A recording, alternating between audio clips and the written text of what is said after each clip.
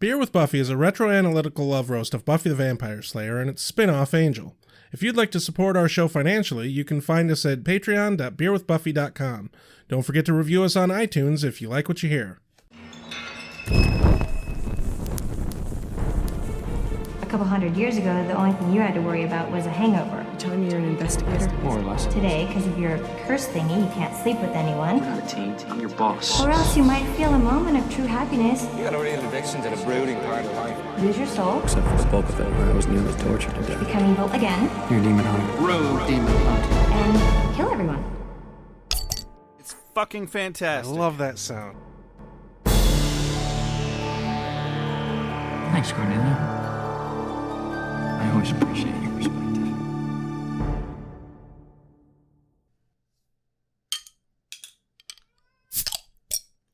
Hello! Hi, Welcome to AwA with Angel. I'm Rex. I'm Josh.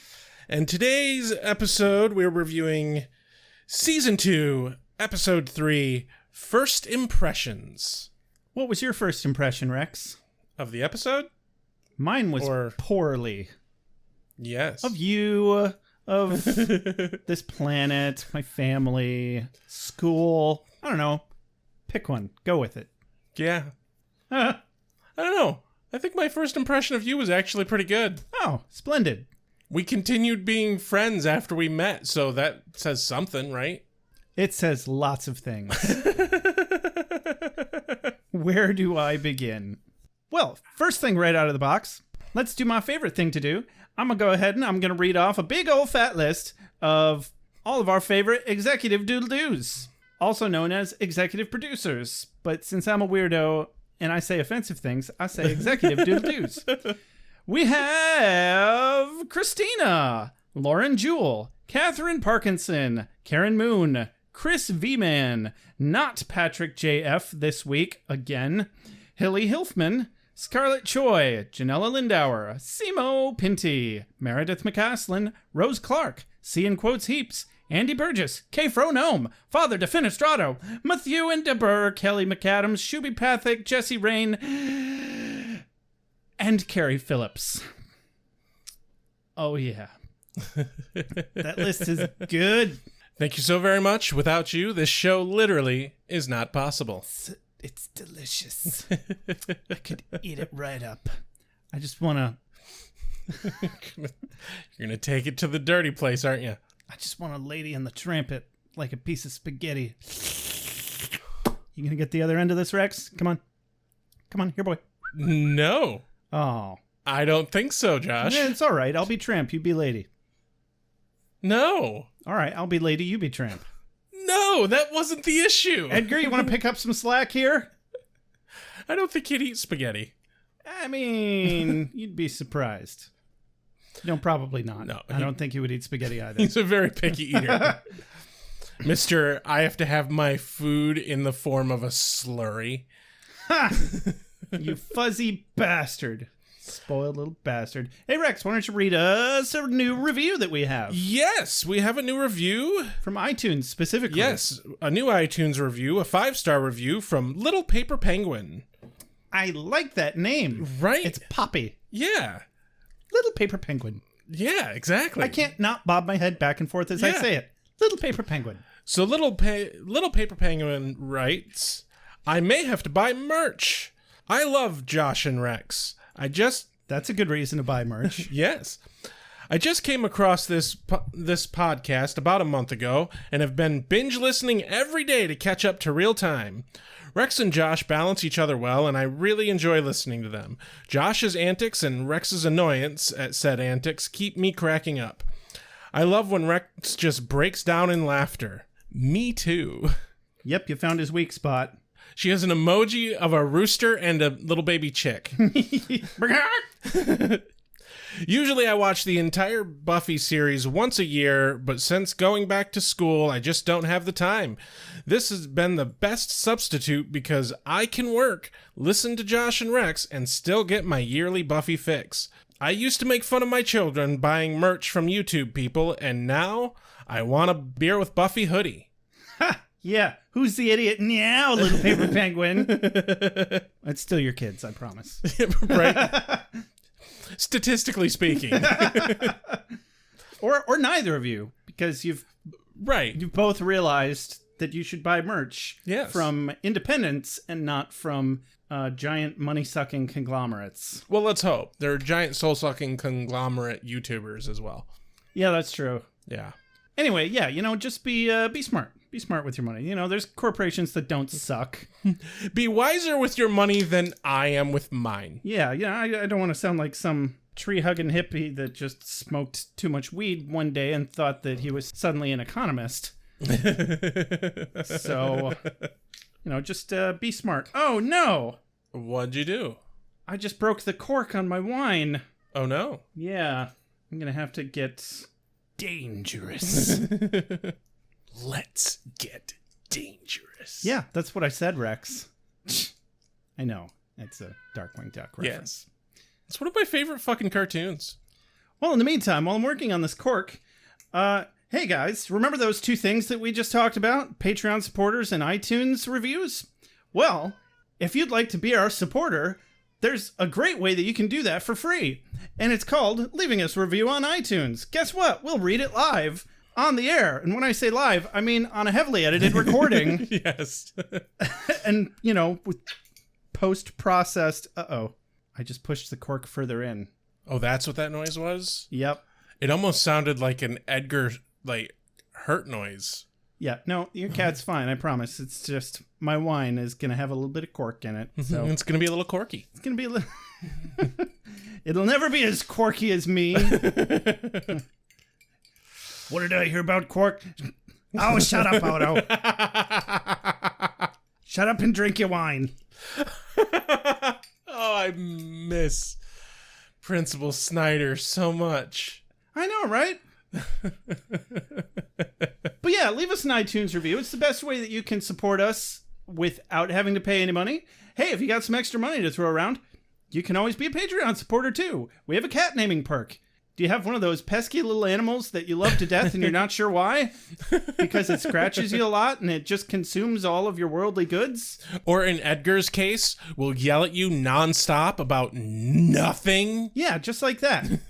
Well, we'll give it a name, even if it already has one. We love doing that. Yes. Or you can even just head on over to store.beerwithbuffy.com and buy some shit. We have it. We have it. Yeah. Not actual shit. We're not selling actual shit. I mean, if you really, really, No. No. I think No. we don't kink shame here at Beer with Buffy and or Ale with Angel, a subsidiary of Beer with Buffy. However, we're probably not going to go there. Yeah. Probably. I am not. Almost certainly. I'm quite mostly certain that we're definitely probably not going to go there. Unless you were to send me a very specific demanding email threatening to, I don't know, blackmail me. If, for instance, you were to get a hold of my DNA somehow. Can't imagine how. I got nothing. Sometimes I just gotta let you go. And yet you let me go. You let me go on, and I dig these holes, and then I poop in them. No poop for you.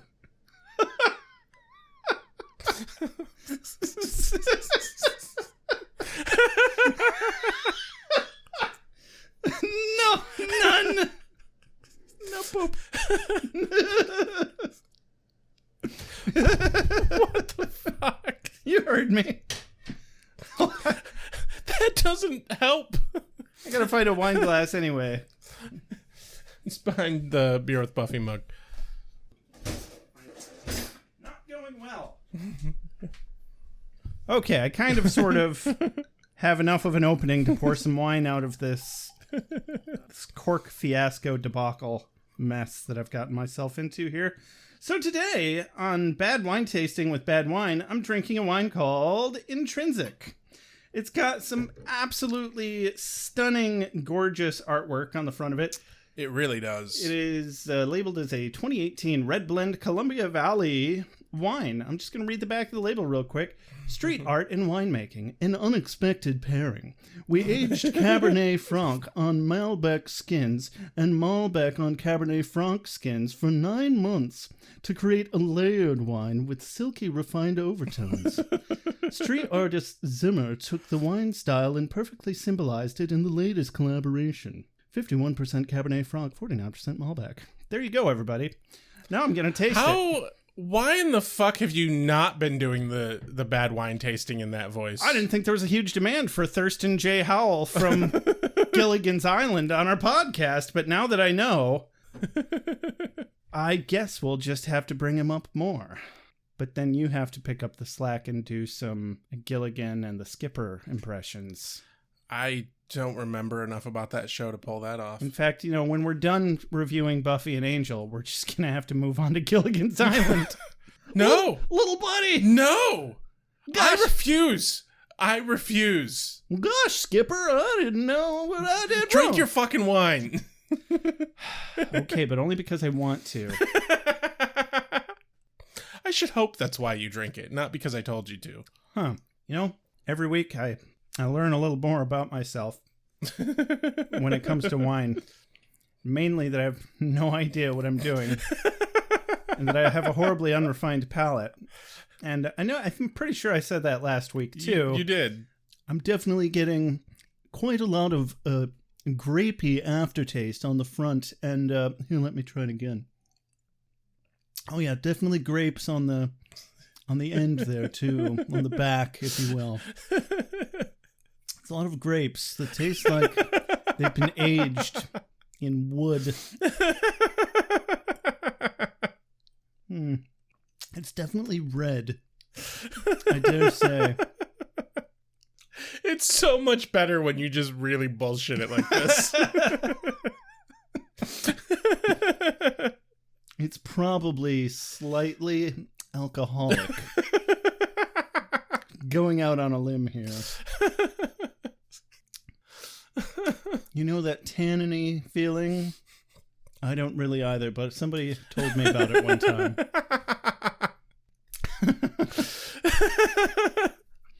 All right, it's decent. You could probably get the same thing out of a box, but it's a beautiful label. If I remember, I'll post the picture, but I generally don't remember to do that, and I'm sorry. But if it's really bugging you, go ahead and look it up. It's called Intrinsic. Intrinsic. Mm-hmm. It's intrinsically, it'll get you drunk. And it tastes decent, too. So, there's that. As long as you like grapes. Yeah. Do you like grapes? Well, we like paying way too much money for grapes and being snobs about it. This one was $21. Yeah, that seems expensive to me. I'm pretty sure I have that much in change in my pocket. I keep it on me so that I can throw it at poor people as I walk by. Keeps them from attacking me. Oh, God. It's like playing an arcade game for me. Okay. I think it's time for a parental synopsis. Joshua, quit talking to your snobby-ass friend and get back to work. What the hell are you doing anyway, Josh? What do you think you're doing? Joshua. Why, just because I'm sleeping all day? You're not my real dad. Yeah, no wonder you're a loser, you lazy bastard, sleeping your life away when you should be out working. Work. If you're not working, you're dying. Why not both? Why not? Fucking millennials with your new age ideas of being happy.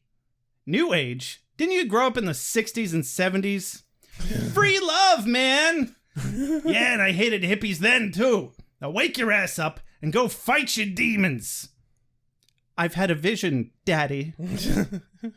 Don't call me Daddy, it's creepy.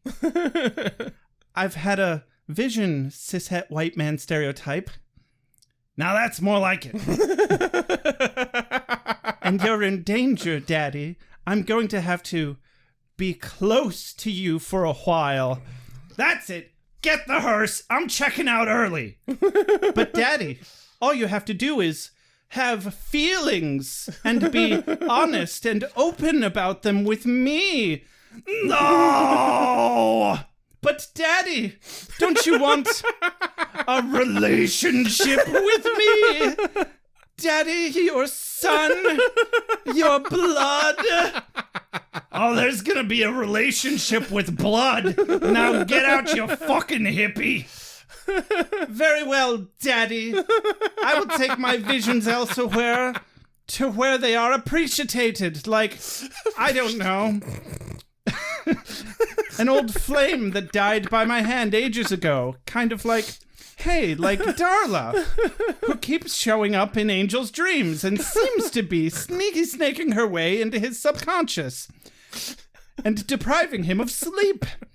As we see all throughout this episode where Angel is helping Gunn hunt down a demon named Divac. But shit gets gritty when Cordy has a vision showing her that Gunn is in danger. Wesley and Angel aren't answering their phones, so she takes Angel's car to save Gunn, but he's not in danger yet. Angel's car gets stolen while she's checking in on him, and they go on a zany adventure to find it in whatever chop shop it landed in. Meanwhile, Wesley and Angel use Wesley's motorcycle to track down Cordelia and Gunn. After being attacked at a house party, Gunn takes his friend Veronica to the hospital where they run into Desmond, the carjacker, and they go to reclaim the car where they're confronted by Divac. Finally, a classic battle ensues wherein Angel and Wesley arrive just in the nick of time. All wraps up nicely. Cordelia tells Gunn he needs to cool his shit down a bit, and Angel may or may not be balls deep in a bit of a situation with Darla. The end. Okay, I think that's one of your best dad synopsises to date. Glad you liked it. That was excellent. You're welcome. Ladies, gentlemen, spiny-headed looking creatures. As soon as the sun goes down, as soon as the sun goes down, vampire. Competition is a beautiful thing. Boots here. Cold open. Cold open at Caritas. Caritas. Yeah, we'll work on it. I just wasn't sure how I wanted to pronounce it. I think it's Caritas, but it's easier to say Caritas. So, yeah, Angel sang for Lorne.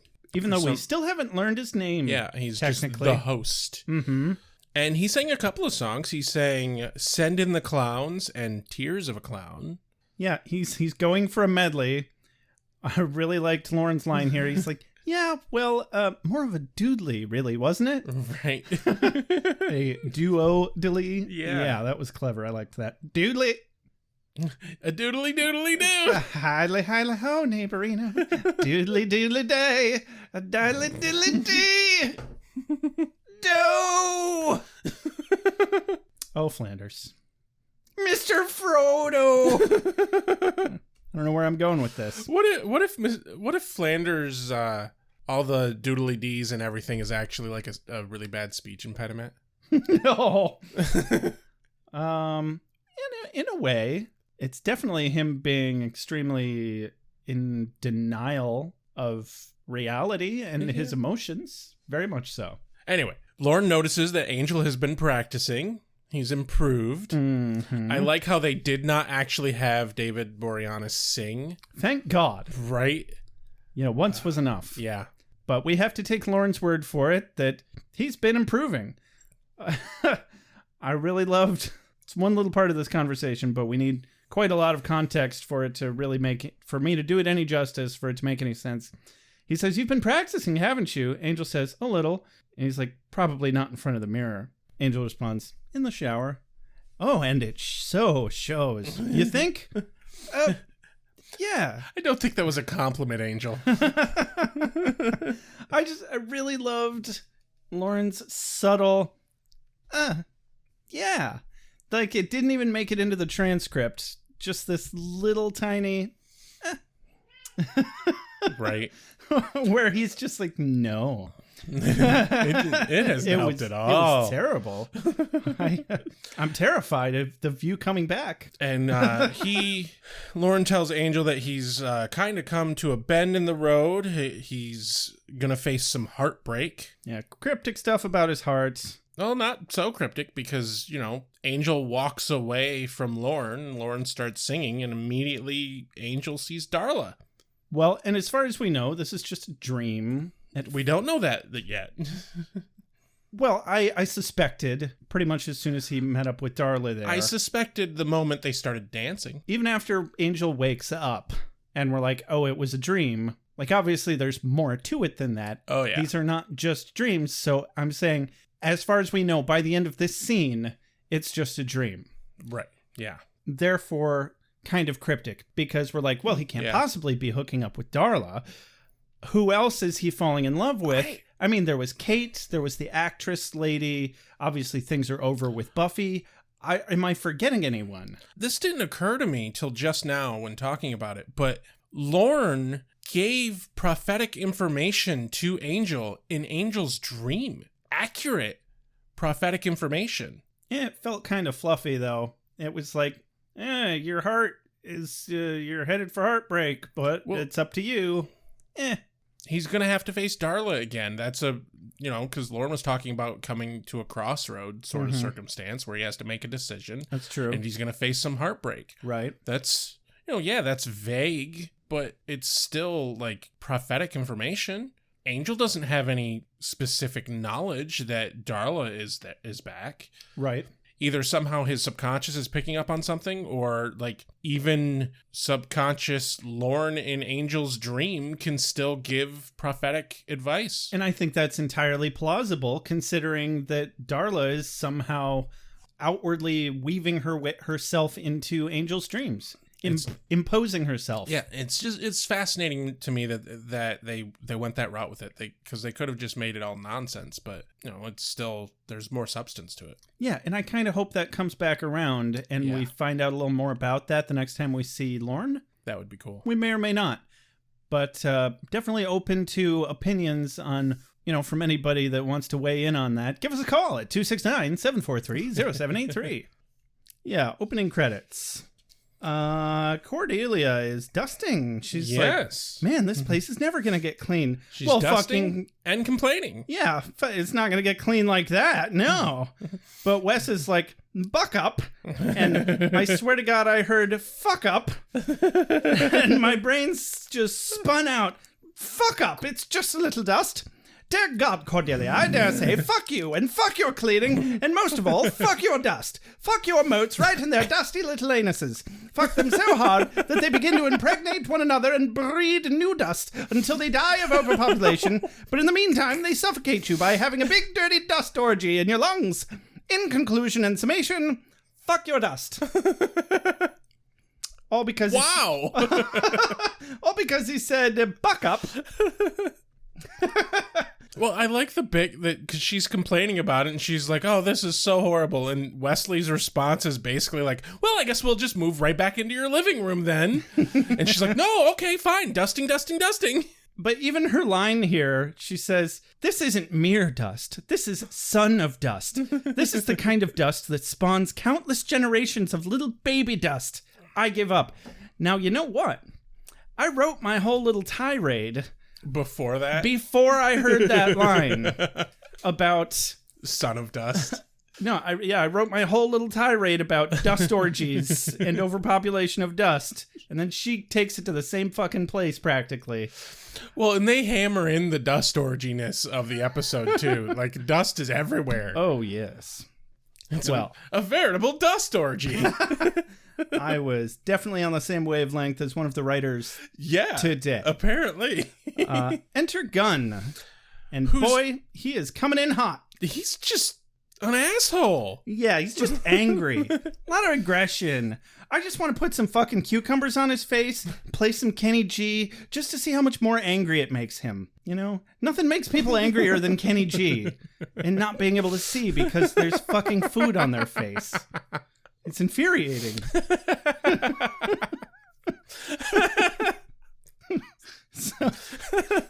But he wants to see Angel because it's fucking 3:30 and they have a goddamn 4 o'clock appointment. Right. Like, what the fuck? You're there a half hour early? Shut the hell up. They've been running a hotel for like one fucking day and they already have a Karen at the front desk. more importantly, like, he's like, I've been up since dawn. It's like, You're not he's undead. You're not a vampire. Yeah. And Cordy's even like, vampire? Yes, Wesley and Cordelia assure him that Angel will get the fuck up and do whatever the fuck he wants, whenever the fuck he wants. So please kindly go fuck yourself. In fact, here, if you're feeling peckish, have a bit of dust. Anyone? No? Dust. It breeds in your respiratory system. Just like Grandma used to make. Oh, God.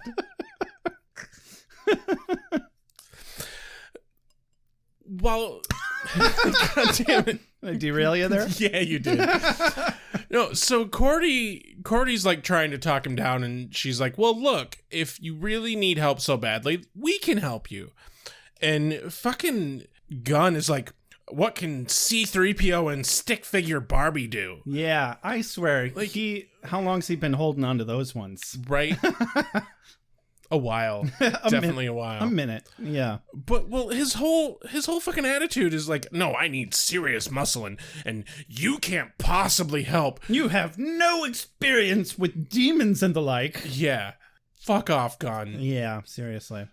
Enter Doofus Cockslap. Did I say Doofus Cockslap? Because I meant that fucking billionaire twat waffle David or some shit. Yeah, David. No, his name's David. Yeah. Same, with a sword and a cloak.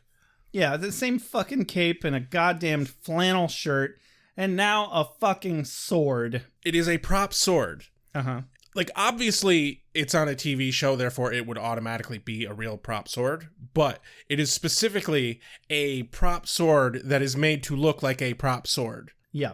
I liked that they did that, where it definitely doesn't look like a real sword. I mean, it wasn't great, but it wasn't that bad either.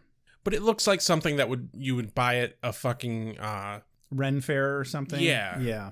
It was definitely a LARPer's sword. It clearly wasn't going to cut shit. No. And it just didn't feel like it could get any sadder either.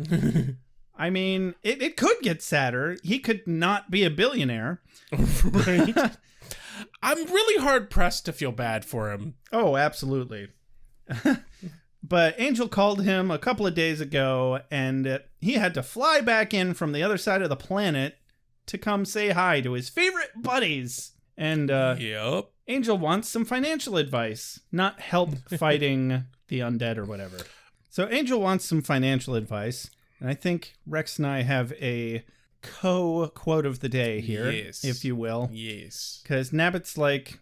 Because the situation is, Angel's like, oh, we got a 6-month lease with an option to buy. And Nabbit's like, David Nabbit, the billionaire, blah. I'm just going to call him Nabbit. He's like, and how much are you willing to put down? Cordelia's like, nothing would be good. Nabbit says, oh, that's easy. You could look into seller financing, take over the owner's payments, and skip the bank completely. Or you could make a play for a preservation grant, offer to restore the original decor and get the city and the feds to give you a tax break and a loan at a sweetheart rate. Or you could apply for an FHA and get a PMI in lieu of a down payment. And then Cordy, all hot and bothered, is like, is anybody else getting warm?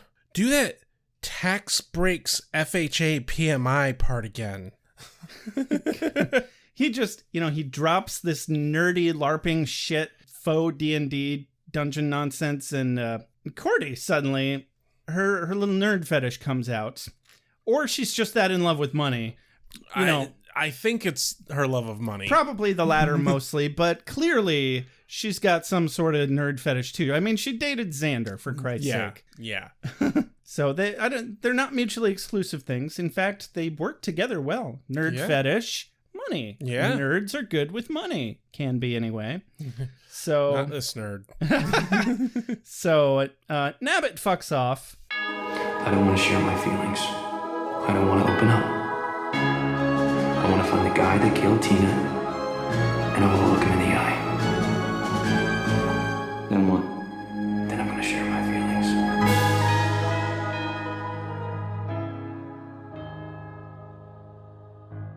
David fucks off, and then Gunn's all about, we should get going right now. What the hell? We have a deadline. Yeah. Angel is actively getting ready to leave as he's saying all this shit. And I'm like, shut the fuck up, Gunn. The man just got done doing more adulting in the last 3 minutes than I've done in my entire life. It took me 4 hours to leave the house today. This man just woke up, got coffee, figured out a plan to buy this hotel, and made a plan to go meet up with your demon stool pigeon in 3 minutes. Yeah. So why don't you cut him some slack? Just a little bit of slack. Well, and again, like immediately Angel's like, oh, all right, Cordy, you're going to drive. Wesley, let's go. And Gunn's like, well, we can't bring them. They can't come along. We're supposed to be warriors. Yeah, and I get that we need some sort of, conflict in the ranks. Otherwise, it gets a little too, right. Oh, look how happy we all are. It's we're the fucking Care Bears. I have things to say, but here I'll just add just a touch too much of that conflict in this episode. Thank you. Yeah, sometimes they lay it Just on a bit much. a wee bit thick. Just a wee bit thick. But, now that Cordelia and Wesley are thick as thieves, yeah, they had to throw somebody else in the mix to fuck some shit up. My favorite part, though, is as they're getting ready to leave, and Angel's like, no, Gunn, we need them. They know what the fuck they're doing. Let's go. They're not your gang, Gunn, so it's not your call. Now shut up. And they start walking towards the car, and Wesley has just this shit-eaten grin on his face as he goes, shotgun. Which makes me laugh even more to think that not only did Gunn not get his way, but now he has to sit in the back seat Yeah. to Wesley. Wouldn't he have driven himself, though? He's got his pickup truck with the fucking stakes on the front of it. I don't know. I say fuck it. Fuck it like dust bunnies. No, because apparently they'll get into your lungs and breed. You'll never get rid of them. Ah, damn, they're like tribbles. It's more of a pigeon. So, you don't want pigeons fucking like bunnies and tribbles in your lungs? No, that actually sounds quite horrible. That sounds like getting COVID. Yeah. Don't do that, everybody. Hey, guys, we figured out what COVID is. It's actually tiny pigeons and tribbles and anything else that makes cooing noises having sex in your lungs. So we cut to a shady parking garage where, hey, the gang's all here. Everyone piles on out of the car. Whee! Speaking of clown songs, we have clown cars. Nah, it's not nearly enough people to be a clown car. Whatever. So they find their informant, Jamil. Yep. Some poor bastard, or so it seems, who's been whipped and beaten into submission by Divac. Yes. Divac. I think they were really just wanting to call him D-Bag, and they couldn't do that. So they're like, what's something that sounds close? Just swap out the B for a V. It's practically the same letter. Yeah. Yeah, there we go. Yeah. D-Bag. So, D-Bag. Divac. This is the demon that they're after. He's like not a dingus, not a redfish. What's it called? A MacGuffin. He's like a MacGuffin. Something that they're after. No, it's a dingus. Something that they're after just to drive the plot. Yep. And also to give them a kind of sort of boss fight at the end. Yes. Yeah, so Dingus Demon. Jamil's backing out. He's afraid of Divac more than he's afraid of Gunn. He doesn't want the money. He just came here to be like, hey, I can't help you, but you have a rep, I guess. But Gunn doesn't scare the shit out of him near as much as Divac. And so, of course, the only logical conclusion and course of action here is to beat the shit out of him some more. Gunn applies some concussive interrogation techniques. How about those concussive interrogation techniques? I will maintain your brain with my fist. It's going to save you all kinds of money on insurance. I don't think that's how this works. You're kind of costing me money. Shut up. Yes, you should have Think of all the hospital bills. Should have told me what I wanted to know. So, yeah. I want to see that. I want to see somebody punching someone else. And as they're punching them, they're just like, it's going to cost you so much money in healthcare. This is hurting me way more than it hurts you. Actually, that's a lie. Gunn should get a government job. I think he'd be great at it. Right, yeah. Seems like it.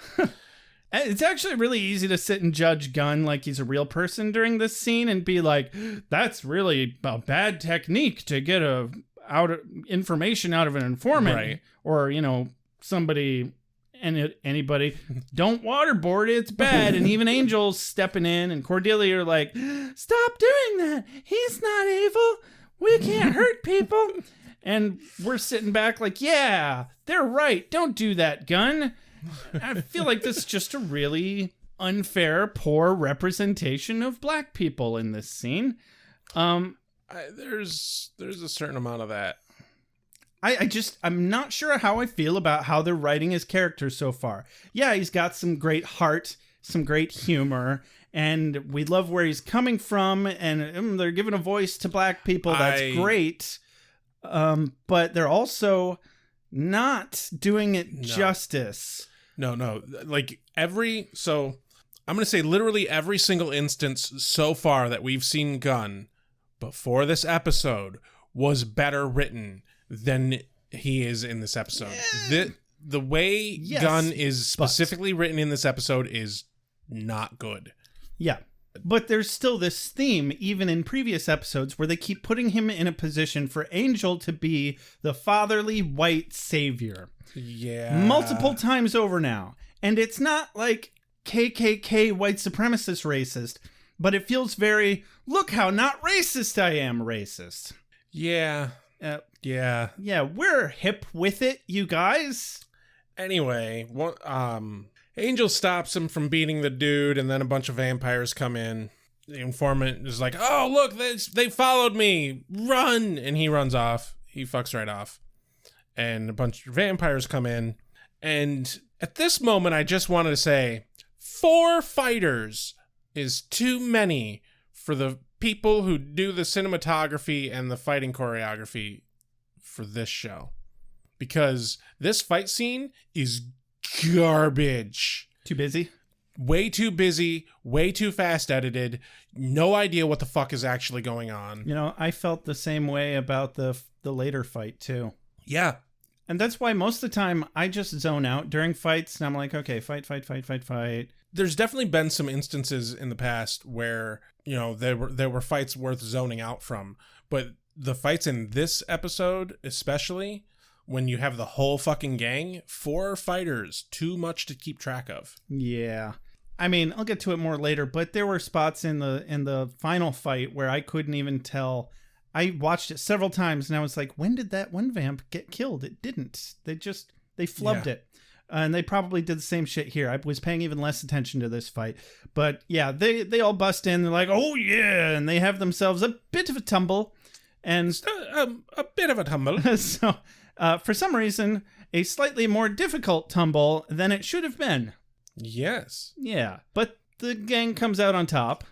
Yep. Like you do. They kind of cut the end of the fight off. And the whole gang is leaned up against Angel's car. They're all battered and bruised. Moaning, literally, yes, about their minor but painful injuries. And I was very disappointed that Gunn at no point was like, hey, you guys can actually hold your own. Right. No, he just found more reason to bitch. He was like, what? I don't need any time off. Y'all need time off? Fine, but I'm going to keep looking for DVAC. Yep. Yeah. I thought it was funny that everybody's got injuries except for Cordelia, and she's like, and I've got a grease stain on my new outfit. Hey, that's going to cost me a lot of money. Shut up. Dry cleaning ain't free, bro. But Angel says that they need to regroup, and Gunn's like, fuck off. I'm going to keep trying to find DVAC or Jamil or whoever. One and the same. Little does he know. Ooh, spoilers. My bad. I did get a quote of the day out of this. No, I didn't get any. Shoot. It's kind of a whole conversation here. I'm just going to read the whole thing, and I'll try and weed out as I go which part was the actual quote of the day. All So right. Cordelia says, hey, when you do find him, you may want to be a little more Guy Pearce in L.A. Confidential and less Michael Madsen in Reservoir Dogs. Gunn's like, I haven't bothered to see a movie since Denzel was robbed at the Oscars from Malcolm X. Later, Gunn fucks off. Wesley's like, well, that was quite a performance. Cordelia's like, I know, talk about being wound up too tight. Wesley's like, no, I mean Denzel. Oh, well, he's always great. Then Wesley says to Angel, what about you? Well, who doesn't love Denzel? No, I mean, what you said before, it's true. I've never seen you have so much trouble with a simple vampire before. Off day, let's go. Yeah. Okay, so my actual quote there was, it was Wesley saying, no, I mean Denzel. And then subsequently, when Angel was like, who doesn't love Denzel? It was funny the way they kept slipping back and forth and misunderstanding. I liked it. A person needs certain designer things. You shouldn't be trying to eat my friend's brains. Hey, you're a vampire.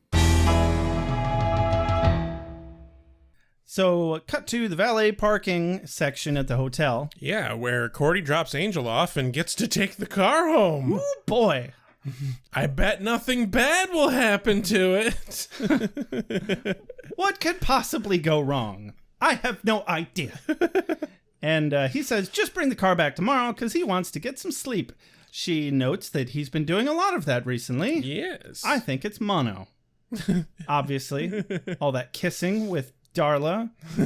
He doesn't know where she's been. He's got the hell mono.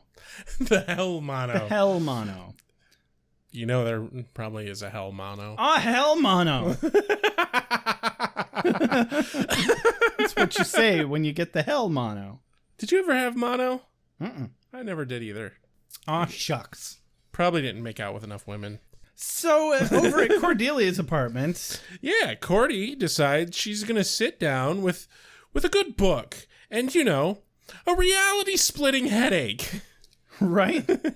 She yells at Dennis because it's freezing like a meat locker in her apartment. We see the dial on the thermostat move up on its own as she thanks Dennis. Damn it, I want a ghost butler roommate. Right? Jeez. Right?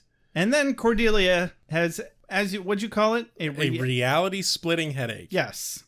Yes, one of those. Yes. It was like that episode of Rick and Morty where their time splits in powers of 2. Yes, actually. That's exactly what it is. It splits her reality open so much that it spans across commercial breaks.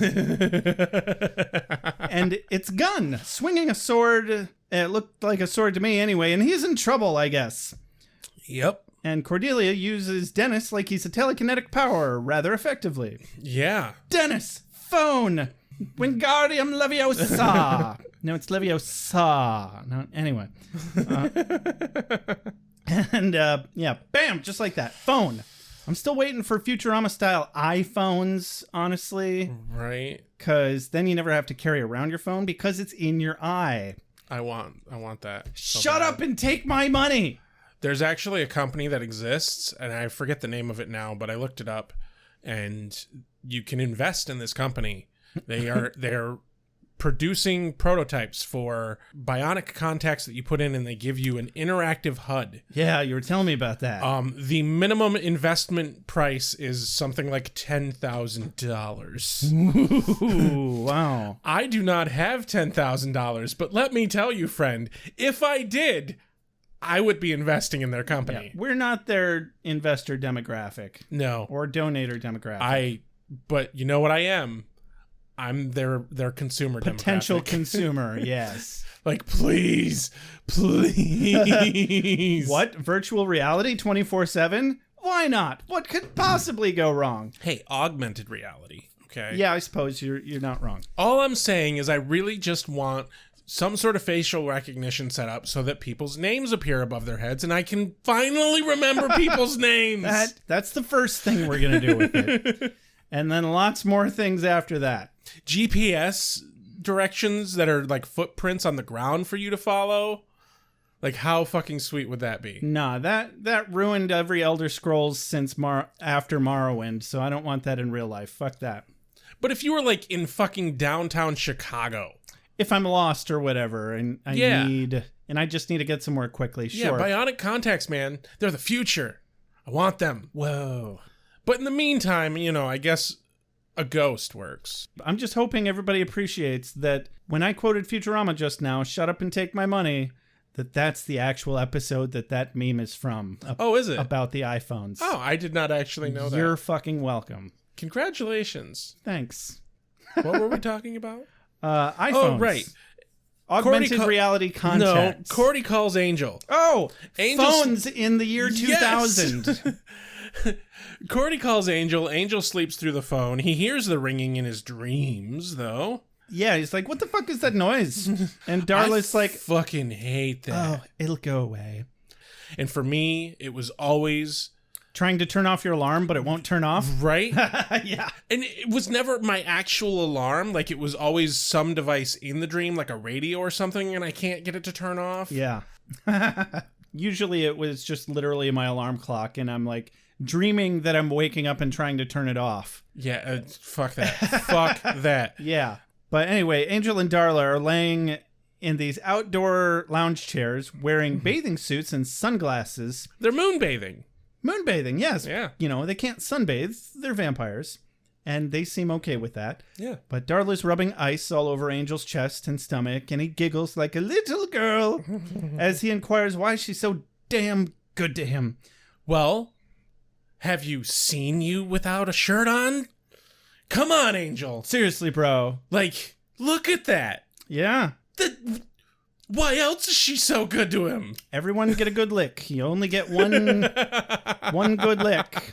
How many licks does it take to get to the center of that Tootsie Roll Pop? The world may never know. Nor would we want to, because, you know, we want to keep him around some. Like, we like him. 3. So you want to get to the center of your Angel Tootsie Pop. Well, let me show you which website to go to for that. First question, are you 18? Second question, do you have access to at least 50% of the internet? Because that's all you need. Do you have a VPN? Yes, that's a good call. It's gonna and be- at least 3 antivirus programs. It's gonna be dirty. Anyway. So the phone's ringing. She's like, oh, shut up. It's definitely not real life literally attempting to give you a wake-up call because your friends are in danger. I promise. Cut back to real life where his friends are in danger trying to give him a wake-up call. Cordy can't get a hold of anyone because also Wesley's not answering, and in the previous scene his pager was busted, so she can't page him. That makes sense, yep. She leaves a long, rambly message on his answering machine. Mostly she just tells Wesley to get Angel when he gets the message and to meet her at Gunn's place when he gets the message. Yep. And she decides that she'll need a weapon before leaving in too much haste. And she just gives the best pep talk. The best pep talk. After grabbing a small axe from the closet. Quote, okay, I'm gonna die. I'm gonna die. I mean... There you go. What other pep talks do you need in life? That's really it. Are you paying a life coach too much money? Stop it. Yeah. Take a lesson from Cordelia fucking Chase. And just accept your death. Accept your untimely demise. I do want to note, though, that her delivery of I'm gonna die is, like, very, like, not so much deadpan, but very kind of flat. Like, yeah, I am definitely going to die. She's a little panicky, though. She's pretty sure of it. Like, she knows that she is telling the truth, that she is gonna die. But she fucking goes and steps up anyway. You see how confident she is, everyone? Yeah. Yeah. She still goes and faces the danger. Mm-hmm. That makes her a fucking hero right there. Even if this is the last day that she has on Earth, it was a confident day on Earth. Go her. But also, yeah, that's the definition of bravery. Yes, it is. Superman can't be brave because he can't die unless it's kryptonite or whatever. Yep. So luckily, Cordy has Angel's car, so she gets to take his car to Gunn's hideout. Yeah, didn't that work out nicely? Yeah. It almost kind of drives the plot. Actually, no, that was a pretty good pun. I enjoyed it. Your delivery was kind of Go fuck yourself. So she runs into Gun's hideout all willy-nilly, and she sees Gun sparring with some dude that she presumes is a demon. I thought it was a safe presumption. And then she whacks him in the head with the axe. Luckily, she did it poorly and hit him with the flat of the axe. Very poorly, because he's like, ow! Hey! 3 darts is too much. Starting to get numb. And I haven't said it for a season or 2. We are going to repeat our jokes about every 2 or 3 seasons, guys. Yes. So it was about time for that one to come up again. You're fucking welcome. And so she either sucks with an axe, or that's a shitty axe. Right? Or why not both? Why not? Probably both. Who knows how long that's been just sitting in her goddamn closet gathering dust. Just getting dull, tarnishing, or rusting. Gotta take care of your weapons and oil them. Yeah, seriously. One time, a local fight master theater dude let me borrow a couple of his stage weapons, and I left them outside, literally stuck in the dirt. Oh my God. For several days. And stupid me, I was like still a teenager, late teens, but nevertheless. And I gave them back to him that way. And I'm surprised he didn't murder me in retrospect. Right? Yeah. Oh my. Because they were rusty, they were banged up. I mean, they're designed to take hits because they're made of very soft metal. Right, yeah. And then they're not that hard to clean up, being soft metal. And I didn't know how to clean them up. Whatever, I'm sure it was fun. Yeah. I can hold a note for a long time. Actually, I can hold a note forever. But eventually, that's just noise. It's the change we're listening for. The note coming after and the one after that. That's what makes it music. Then we cut back to Angel's dream, because she hits the dude. And then we cut to Angel's dream. Yeah, she hits the dude. Yeah, she gets laughed at. Gun's crew rightfully laughs at and mocks Cordelia for her foolishness. Cut over to Angel's dream, which is still going. They're on the porch now instead of doing their moonbathing thing, unless they were doing that on the porch. But it looked they were at the beach. It's a dream. Yeah, they can do it wherever they want. Anyway, so they can in fact do it wherever they want. Giggity. So now they're doing this half-naked, cutesy, coupley, hugging from behind thing. Darla's all, I gotta go. And Angel's all, nuh-uh, I'm codependent. And she's all, I'm in danger. And he's all, shut up, baby, I know it. Then the camera pans over. We find out that the banging is coming from Wesley. Banging! I think not we that know, kind of banging. I think we know where the banging's coming from. Your neighbors. Yes. You hear that? Neighbors? We know. Because we can. We know. I'm leaving that in. What if they listen to the podcast? They don't. Like, I know they don't. And even if they Like, do, I know. I don't care. We don't know their names. If we do, we haven't said them.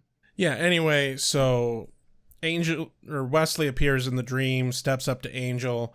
Angel wakes up and nakedly attacks Wesley in all his nakedness. Naked time. Yeah. We heard all this pounding, and we knew it wasn't coming from Angel because his pelvis wasn't even gyrating. Not even a little bit. Not even a little bit. Which would have explained all that pounding, but... And they're dead, so it's not his heart. It's like hollow bones, like a bird. It's really just more of a slapping and a fluttering sound.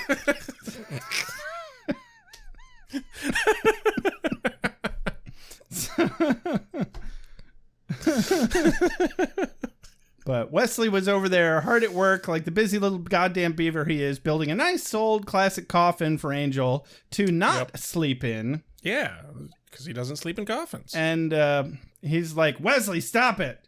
Coffins are so 18th century. I know, right? Ugh. That's so 200 years ago. And he looks back for Darla. She's gone. And he looks back, and Wesley's like, all up in his face. And he's like, Wesley, you sure got in my face quite quickly. He actually screams, you made her go away. And I'm like, oh, that's telling. Yeah. He's liking these dreams. But then he wakes up as he's choking Wesley the fuck out, who's crying out that Gunn is in trouble and he can't breathe. And it's like, Gunn can't breathe. No, I can't breathe. And oh, by the way, your weenus is showing. Also, your cock. But mostly your weenus. Cover up your weenus, you filthy, filthy boy. Wesley was very much more bothered by Angel being naked than Angel actually nearly killing him. You're not wrong. Angel It's like, no, stop being naked if you're going to kill me. Angel was all, oh, mortals and their foolish, foolish modesty. Need a hand? No, I don't need any naked hands. I mean, penis, cock. I mean, salami. No, what I meant to say was peanut butter dog licking jelly on a hot dog bun. Wait, no, hear me out on this one. Fellatio. Shit. Okay, Wesley, geez, I'll get dressed. Fucking prude. Cock!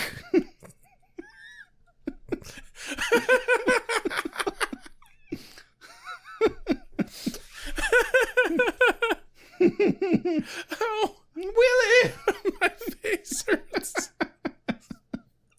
Damn it. Ow. Oh, God.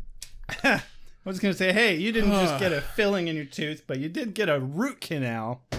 So that's probably worse. No, like I had a fucking muscle cramp in my face. Also, it's getting really warm in here. Yeah, because I had to fucking close all the windows.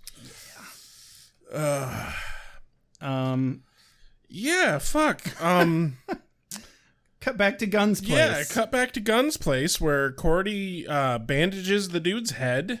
And he's not the least bit thankful for her bandaging his head. Not particularly. God. It's as if she also caused the wound. Right. Like, come on. Really splitting hairs here. Literally. Yeah, like Cordy did. Oh, Christ. But I think you cracked my skull. Gunn. Because her line is like, oh, there, as good as new. And he goes, I think you cracked my skull. And she goes, well, that's new. That's also new. You got a new crack in your skull. You're welcome. But Gunn also is not particularly thankful for Cordelia's services. No. And, I mean, you can't really blame him this time. So he escorts her to her car, or rather, Angel's car. Or rather, an empty parking lot. Yeah. On the way, she explains that he should listen to her because she is a vision girl. And she's scared for him, and he's all, yeah, well, I don't need no white beauty queens running to my rescue in front of my crew. And, okay, I kind of get his point there, but yeah, they step totally outside. Dude, where's my car? Dude, where's your car? Yeah. Cut to the hotel where Wesley says, so where's your car? Yeah, and we immediately cut back to Gunn and Cordy, where he gives her a ride in his truck, which the fucking steak launcher thing wasn't even on the back. Yeah, he totally stripped it of all the cool shit. Yeah. I mean, I guess it's probably not street legal or something. I guess, if, if you're concerned about such things. And Gunn... But this is the spot in my notes where I just wrote, argue, argue, argue. Argue, argue, argue, argue, argue. Shoot, shoot, shoot, shoot, shoot. Shopping, shopping. Wait, no, just arguing. Yeah. No, yeah. And that's all it is. Like, they're just bickering back and forth, and it almost doesn't matter one bit about anything that they actually say. Mostly. But Gunn is going to get Cordelia's car back because he knows the local carjackers. There's apparently only like 2 of them. And yeah, they argue for a spell. Cordelia's like, so what, you're just going to ask them to give it back? And he's like, I'll say please. Ooh, I forgot. You'll use your famous charm like you did this afternoon with that pigeon stool. All right, it's stool pigeon, and you don't have a clue why I do the things I do. And she's like, paging Mr. Rationalization. He responds, paging Miss about to be thrown out of a moving vehicle. That was a quote of the day for me. So yeah, that's a good line. That's all. I did write down one quote from this scene. Cordy says something along the lines of like, oh, I'm your protector whether you like it or not. And Gunn's response is, somebody better attack me soon because I know I can't take much more of this. Ditto. Also got that one. We're on the same page, bruh. That was excellent line. Yeah, he was like, Excellent oh God, please somebody attack me.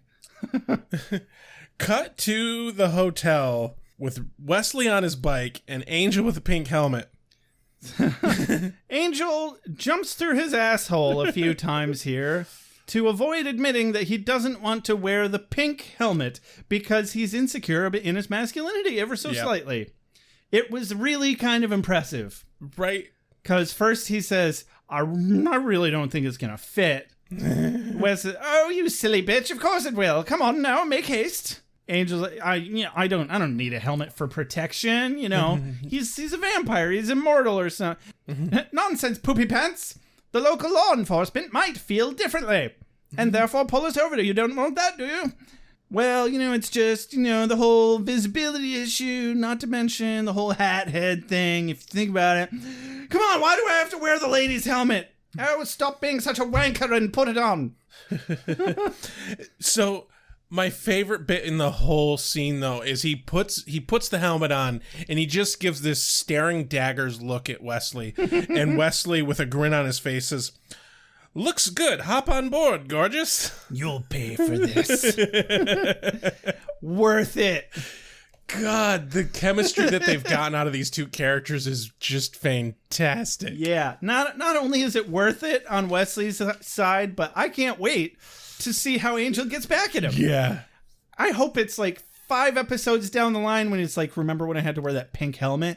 Right. Fucker.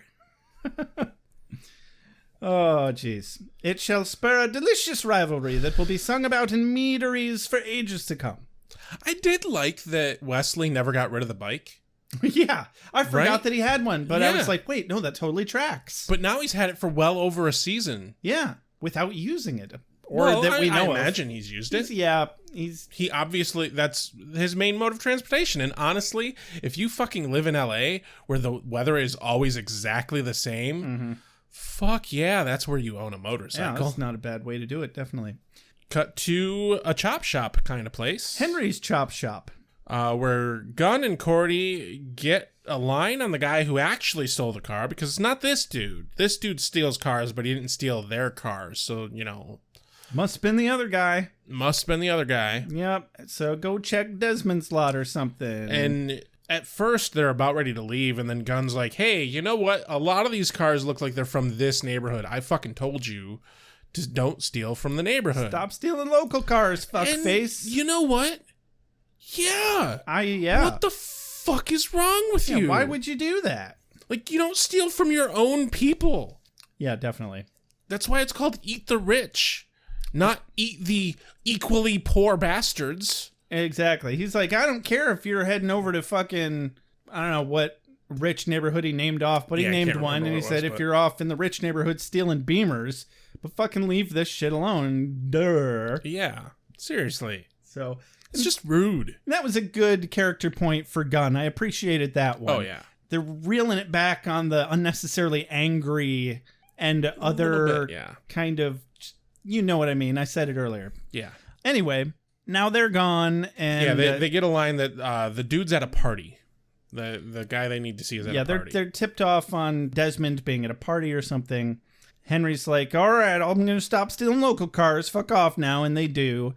And 2 seconds later, classic, the demon they're after steps out from the shadows. Dickbag steps out from the shadows and is like, oh, that must be him, huh? I dare say I should give that man's neck a thorough throttling, because look how evil I am.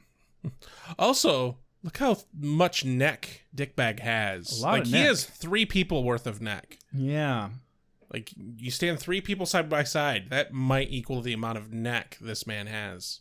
It's hilarious. I think that actor was one of those kinds of men that gets a lot of roles because he's like 8 fucking feet tall.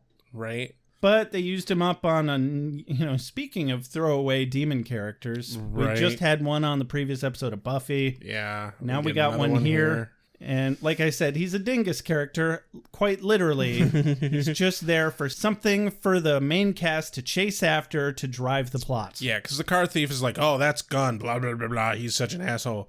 And Dickbag's like, I know who he is. Tonight it ends. Okay. Dun, dun, dun. Oh, we're scared of you. He's coming to get us. He's gonna get us. Coming to get you. The Claw. They might as well have named him the Claw. Yeah, pretty much. We get a brief shot of Angel and Wesley riding the motorcycle. We know that it's Wesley and Angel riding the motorcycle because he's wearing that pink helmet. Yeah. Also context. Yes. Fucking context. So, there's still a place in this world for traditional research. Even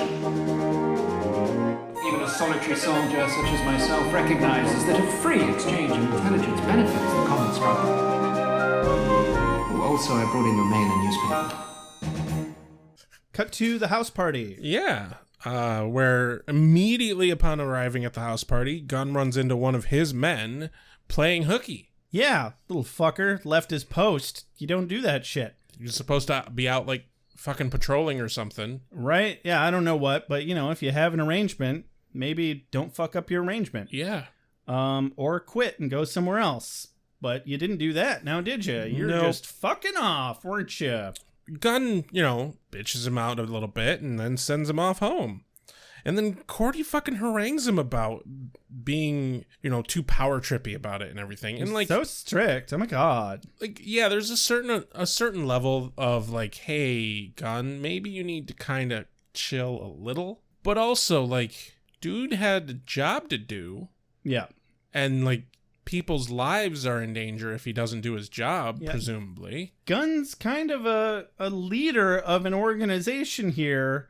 He needs to keep his shit together, and he's doing a damn good job of keeping his shit together. Yeah. Keeping his house in order. And he's like, well, people need discipline to survive. Now stay close to me and shut up when we go inside. And Cordelia's like, well, I'm not your little soldier, so yeah. I know what I'm doing. I've been to parties before. You're out of your element, Donnie. I mean, Cordelia. Cue white privilege. Seriously, though. Because they step inside, and Cordy blends in like a... white person at a black party. Like something that doesn't blend in. A hot dog and a pencil sharpener. Oh, God. That would make a mess. Anyway, she doesn't blend in at all. No, she doesn't blend in. And she quickly decides to shut up and stay close to Gunn, who had just told her to do that. But she does it completely because she wants to, not because he told her to. Yeah. And then we meet Veronica, where Cordy then proceeds to put her foot into her mouth to the knee. Oh, at least. Yeah. All the way in. Damn, that's some impressive flexibility there, Cordy. Yeah. I don't even and remember. And from a standing position of all, wow. Very flexible. Yeah. I don't know how she got onto the subject of, she's like, well, I'm just a working girl. Well, not that kind of a working girl. Not that I couldn't be if I wanted to. Oh, I didn't mean to imply that you couldn't be if you wanted to. You could definitely be a prostitute. Fuck. It's just fucking shut up and stick close to Gunn, Cordy. So this is my friend Cordelia. Or no, not even friend. This is Cordelia. She needs to shut up and stay close to Gunn. So they leave Veronica, and now they're arguing about how racist Cordelia is for assuming that a couple of guys there are criminals because they're black. And I'm like, yeah, they're all black. They're in a black neighborhood. Yeah. You can't just go around assuming that people are criminals because they're black when you're in a black neighborhood, Cordelia. Or, you shouldn't assume anybody is a criminal based on their skin color. Yeah. Period. See, you know what? I think I'm already ankle deep in sticking my foot down my throat with that sentence. Yeah. It's so easy to do. It can be, yeah. Honestly, of the criminals that I know, I think none of them are black. I don't know any black criminals. I know a lot of criminals. I don't think I really know any criminals. I have a lot of white trash family. I know. Therefore, I'm related to them. I can think of one guy that's been to jail. Okay, 2. They're both white so far. 3, still white. Yeah.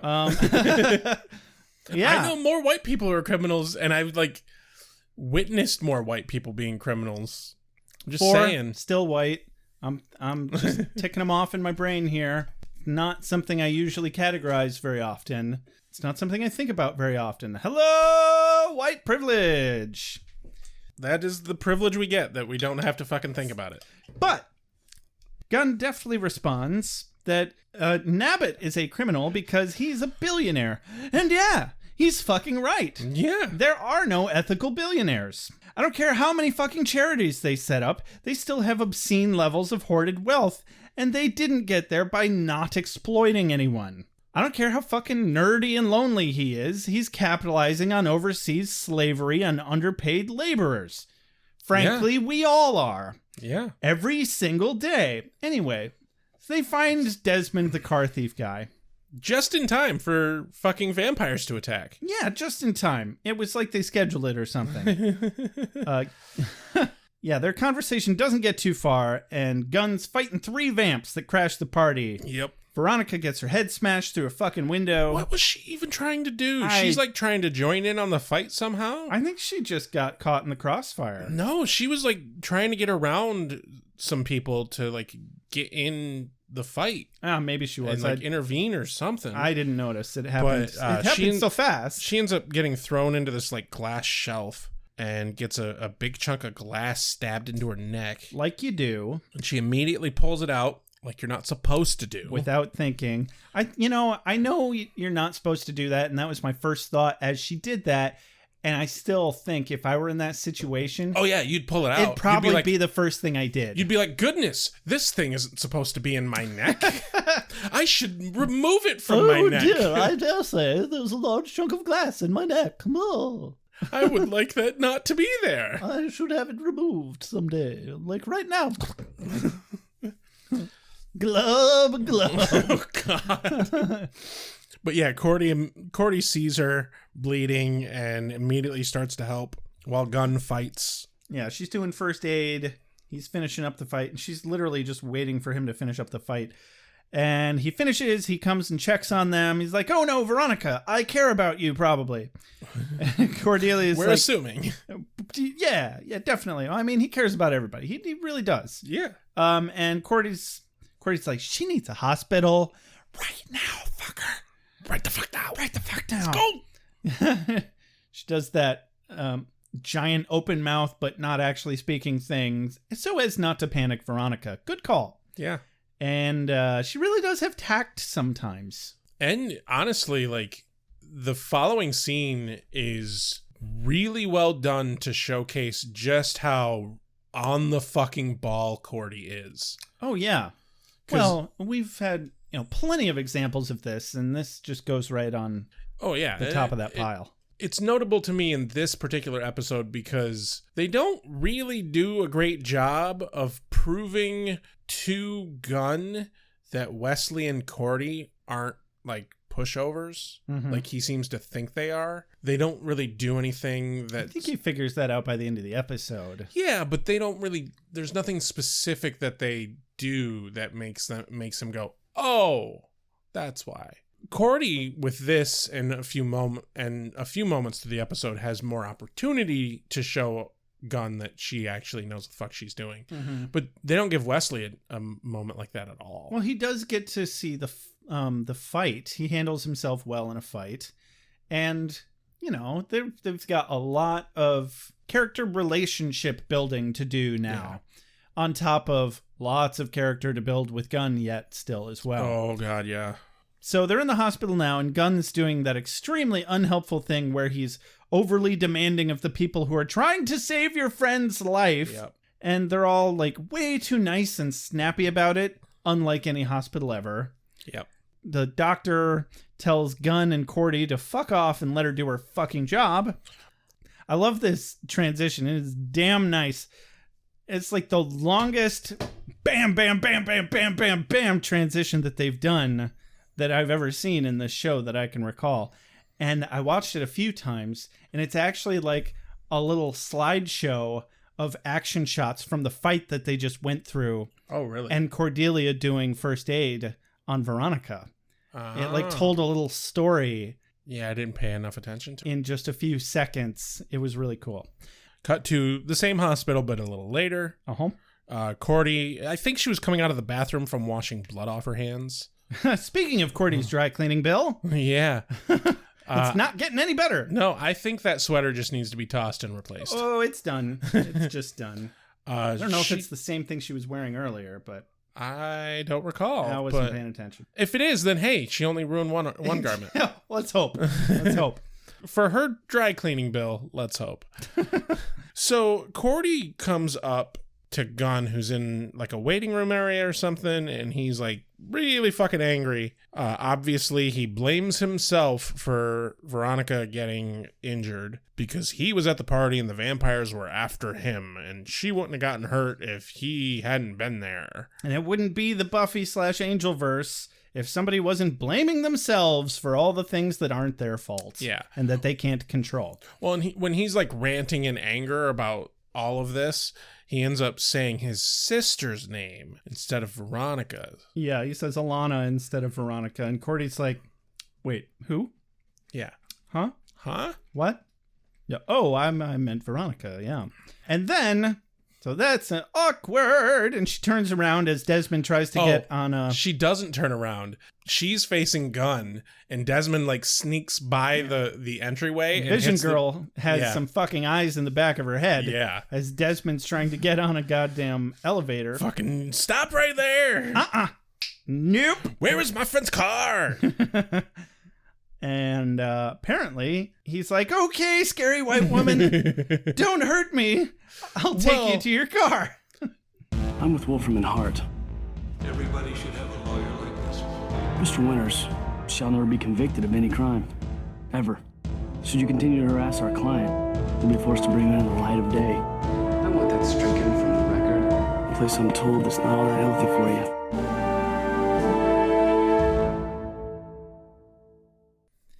Then we cut back to the party, the aftermath. Cop lights everywhere. Angel and Wesley show up. Wesley and Captain Pink Helmet. I'm Angel. I wear a pink helmet. So there's this girl leaving the party. She's got a little bit of blood trickling down her forehead. Yeah. And she tries to walk right past Angel and Wesley, and they're on top of that. Right on top of that. Not that kind of on top of it. Yeah, very, They're handling it. They're handling, not that kind of handling it. They're taking care of it, but not that kind of taking care of it. They're taking.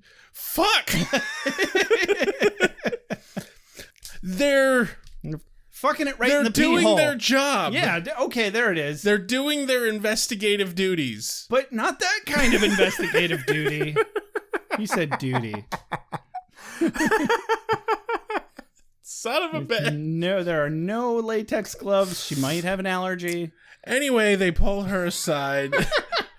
They're like, oh, you might have a head injury. And she's like, no, I'm fine. I'm totally fine. And they're like, are you sure you're fine? And then she's like, no, I'm totally fine. And you're just like, are you sure you're okay? And she's like, yeah, I'm sure I'm okay. And then he headbutts her. She's suddenly not okay anymore. Here, let me take a look at that wound with my head.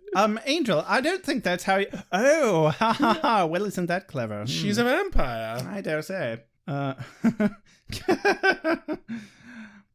my God, I partied so hard. Like, I'm so lucky I didn't party myself to death.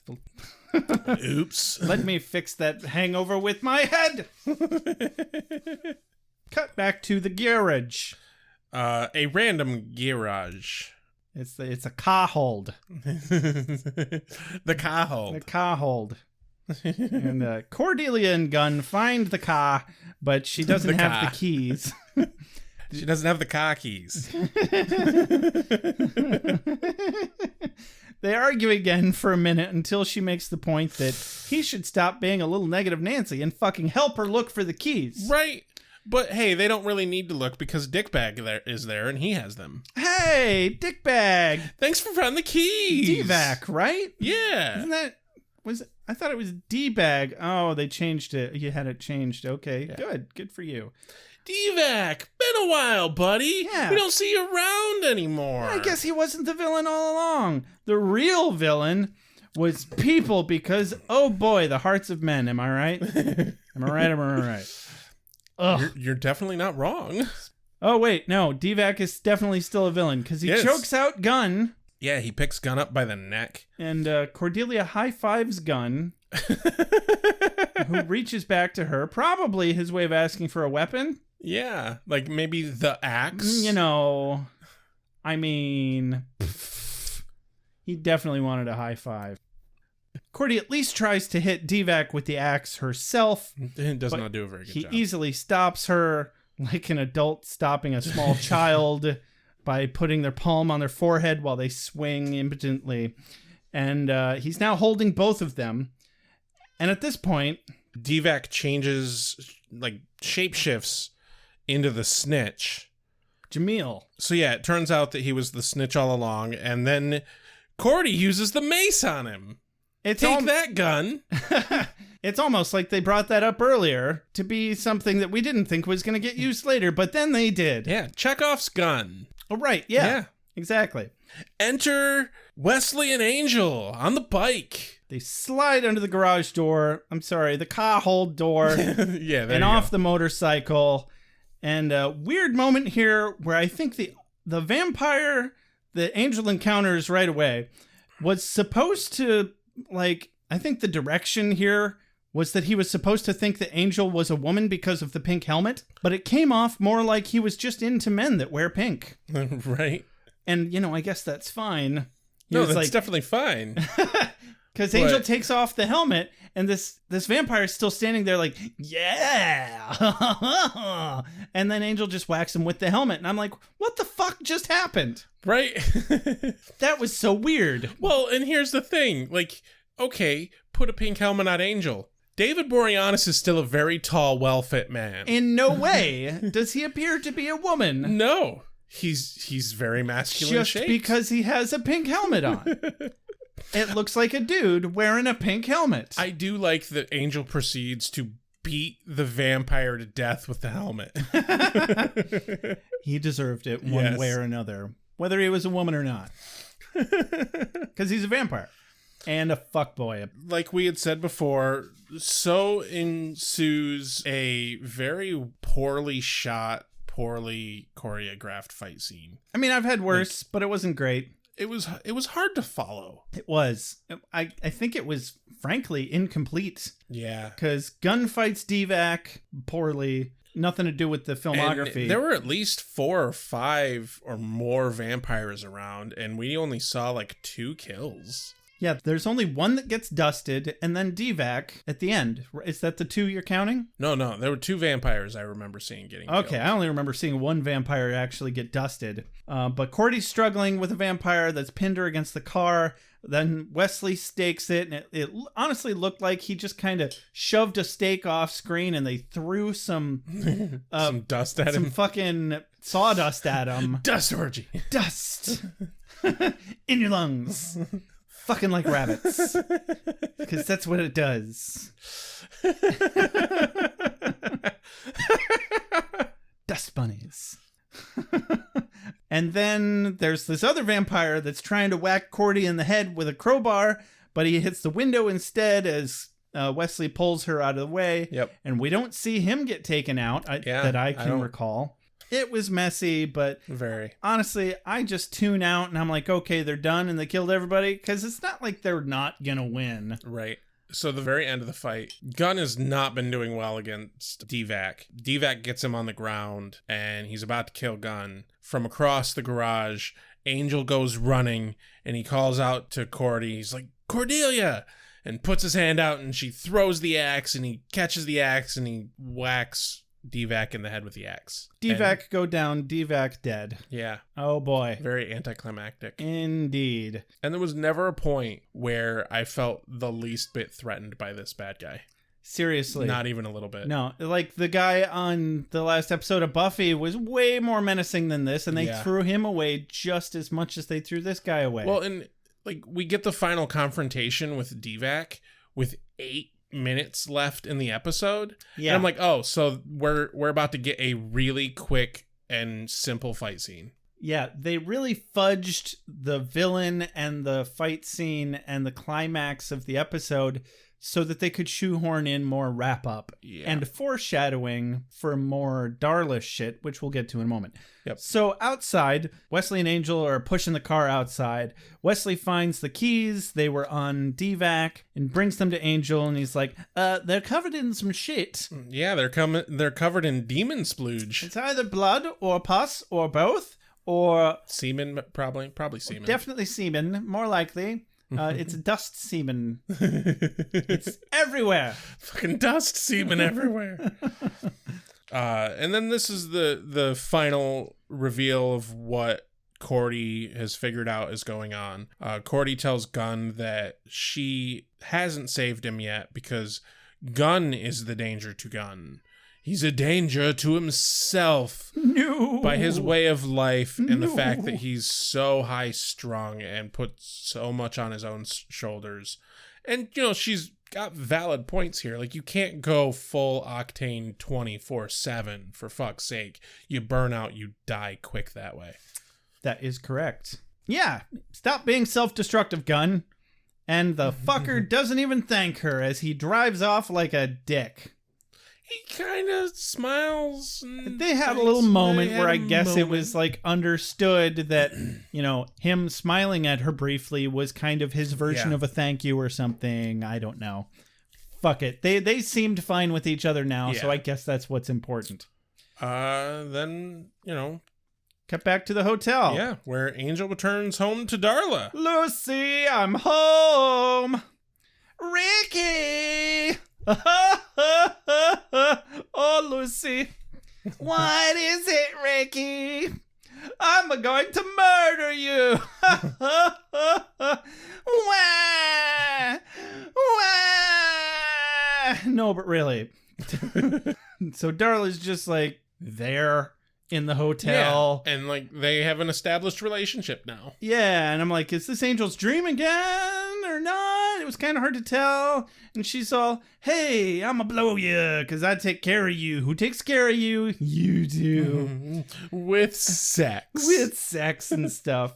As they cut to Angel in bed one more time. So it is a dream, but now we see Darla's actually in his bed. Actual arm come into the picture as she's sexually stroking his torso, and she's now like actually, and they're both naked, rubbing and slurping all over him. They're both naked. Naked time. And she's like, oh, Angel, I could just eat you up. Literally. Get it? See what I did there? Giggity. Yes, giggity. Gerarg. Is this from me? I must be ready. I need my strength.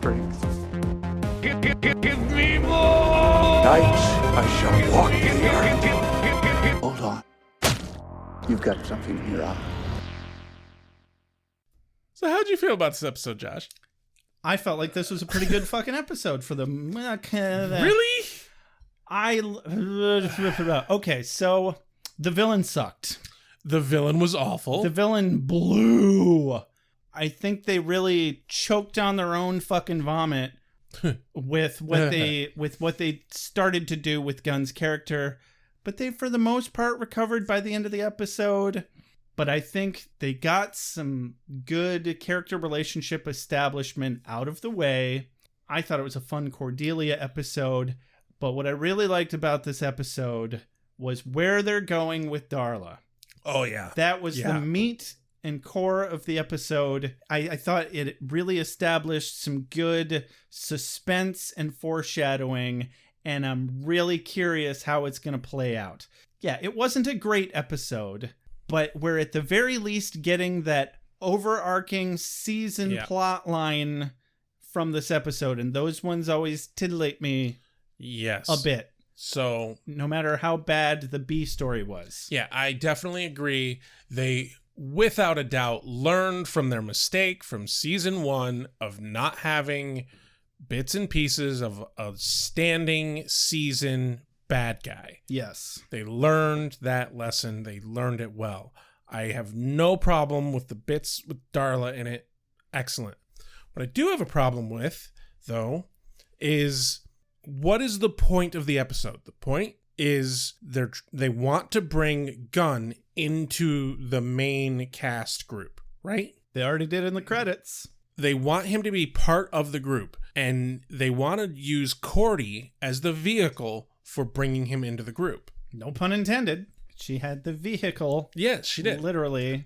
So the whole setup for this episode is buddy cop movie. A bit, yeah. But they didn't play it fully buddy cop movie. So I've been doing these writing courses thing online, and it's about actually writing novels. But one of the things that the guy says at one point is that buddy cop movies are just romantic comedies.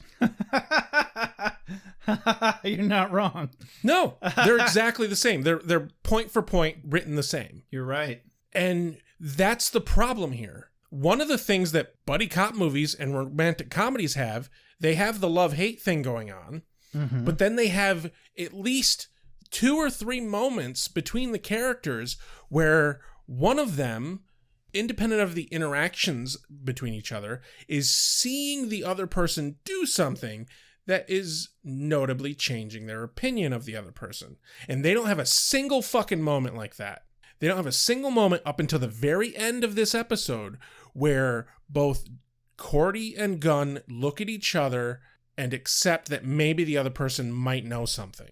Well, I think those moments were there, but not properly taken advantage of. Like, yeah, Cordelia being competent, taking care of Veronica. Yeah, and there was Gunn. They didn't establish that Gunn's opinion of her was changing with that. Right, and I he think should it have. Was, but they didn't show it. Right, he should have been like, "Holy shit, she knows her shit." And things that should have changed her opinion about him. The moment where he was cracking down on his, I want to say minion.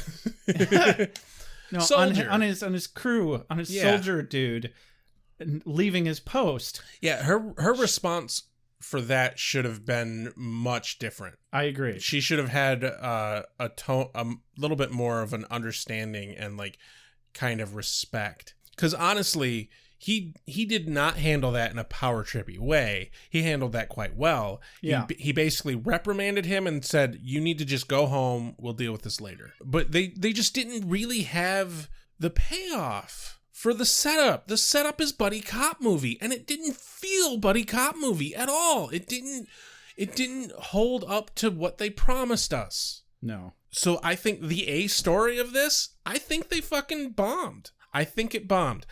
I'm glad that they're learning from their mistakes with... I was calling what you're calling the A plot, I was calling the B plot, but I agree. Well, the A plot would be the plot that is the episode. The B plot is the plot that's part of the arc, the season arc. Sure, okay. So I think they handled that great. Love it. The bit of interactions we get between Wesley and Angel were fucking excellent. Oh, that was good. But I think the core of the episode they bombed, and I don't think there was enough change in how Gunn and Cordy responded to each other at the end that warranted the effort. And most of their interactions just came off as really fucking boring ass bickering. Yeah. So overall, I didn't really like the episode. Like, I didn't like it at all. And you're supposed to be the optimist here. Right? Because I'm agreeing with every single point you made, and I just still liked the episode a little more than you did. So I think the reason I'm so harsh on this is don't promise me buddy cop movie and then not give me buddy cop movie. Come on. Yeah, they definitely. Come on. Now you're making me retroactively more disappointed with it than I was. Yeah. See, prick. You have a quote of the day, Rex? I do have a quote of the day. I'm going to give my quote of the day. You actually read it in episode, the pink helmet scene. Specifically, the quote I'm going to use is Wesley's line of, "Stop being such a wanker and put it on." God damn it. This doesn't happen often, but you just stole my quote. And see... my runner-up is the line right after that, because, like... I was going to combine them together because he doesn't act... Yeah. Angel doesn't say anything in between. No, that's a good point. And then he says, "Good, now hop on board, gorgeous." Anyway, Yeah. so whatever. So that's your quote. Yeah. Honestly, like, it is an excellent, well written and delivered line, but the biggest thing is the fucking grin on Wesley's face when he delivers it is just too fucking perfect. Yeah. Because he is like, this is gonna fuck me later, and it is every fucking bit worth it. Worth it. And Angel going through all of the logic and realizing I got no out on this. Yeah. And he's like, fuck. No, that was a fucking golden moment. Definitely. So what's your quote of the day then? I think I'm going to go with Gunn's line. Well, something better attack me soon, because I know I can't take much more of this. I almost picked that one too. Because I think that was hands down the other most entertaining line in the episode. That was the closest we got to buddy cop moment. It really was. We got lots of the hate part of the buddy cop. Very little, if any, of the love. Yeah. The begrudging joking. Like, we got all the bickering and hate, like, just that tiny little snippet of the begrudging jokingness where, like, yeah, I'm stuck with this fucker, but hey, we're going to have a good time with it. Yeah. They didn't have nearly enough of that. And the redemption moments where they realize, hey, you're not so bad. Yeah. Blah, blah, blah, blah, blah. Well, shit, motherfuckers, we did it again. This has been another episode of Ale with Angel. Don't forget to follow us on Twitter, like us on Facebook, head on over to our store at store.beerwithbuffy.com. We've got stickers. We actually have new Ale with Angel stickers, which are the new logo for Ale with Angel. Those are pretty cheap. Hey, do you want to get one for free, though? All you have to do is review us on iTunes. Literally anybody. This is even a retroactive offer for previously done iTunes reviews. If you want a free sticker, email us at beerwithbuffy@gmail.com and give us your address that we can mail that to you. And congratulations. Also, if you ever have any questions, comments, or concerns, you can email us for that reason as well. Leave us a voicemail at 269-743-0783. You can even text that number. I text people back all the time, and I've been meaning to message people back on Facebook for a minute now. I might do that as soon as we're done recording. As always, big shout out to JJ Treadway for all of our transitional music and our opening music for Ale with Angel. This has been Ale with Angel. I'm Josh. And I'm Rex. Have a good night. And keep those dust motes from fucking like bunnies in your lungs. No, sir, I don't like it. Lives depend upon you. I make allowances for your years, but I expect a certain amount of responsibility, and instead of which you enslave yourself to this cult. You don't like the color?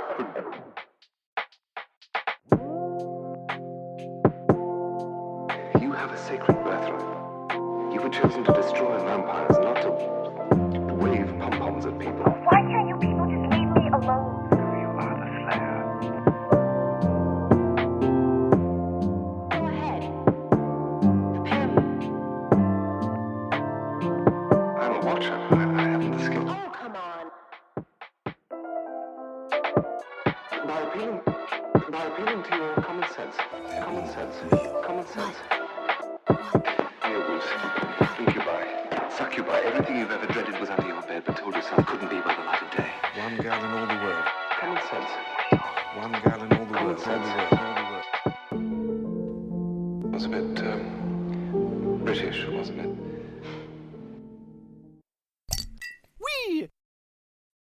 Wait, what have we done? Why are we watching this?